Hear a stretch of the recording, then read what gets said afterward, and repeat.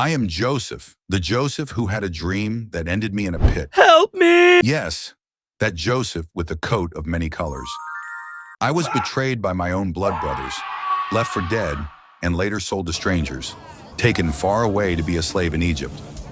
It was a devastating and traumatic experience.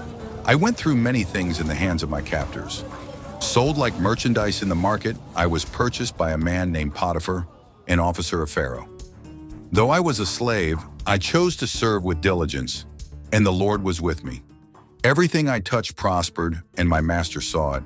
He placed me in charge of his household, trusting me with everything he owned. It seemed like my life was taking a turn for the better, until her. Potiphar's wife, she set her eyes on me, desiring what was not hers. Day after day, she tried to lure me into sin, but I refused. How could I do such a wicked thing and sin against my God? One day she got intense and caught my garment in her hand, saying, "Lie with me." I fled and ran outside while I left my garment in her hand. My refusal angered her. She lied against me, accusing me of the very crime I resisted. My reward for righteousness? Chains in a dark prison cell? Prison, the lowest point of my life. Betrayed again, this time not by my brothers, but by life itself. Yet even there, the Lord was with me. In the gloom of my confinement, I found favor. The prison warden entrusted me with responsibilities, and once again, I flourished.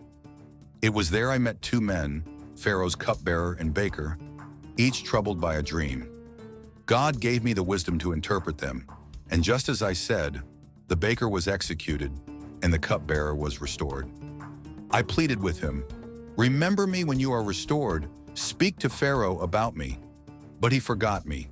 Days turned to months, months to years. I remained forgotten, or so I thought. Then came Pharaoh's dream.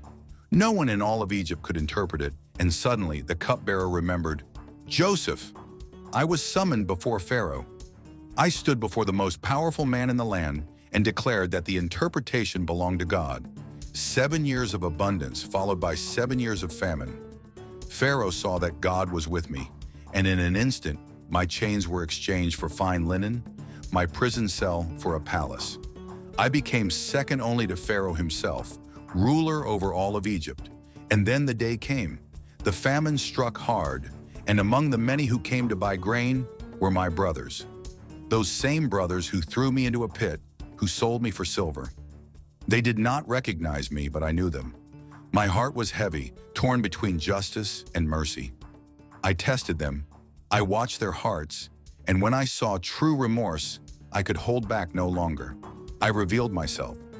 "I am Joseph, your brother." Fear gripped them, but I reassured them with these words. "Do not be distressed or angry with yourselves for selling me here, because it was to save lives that God sent me ahead of you. For 2 years now, the famine has been in the land, and for the next 5 years there will be no plowing or harvesting. But God sent me ahead of you to preserve for you a remnant on earth and to save your lives by a great deliverance.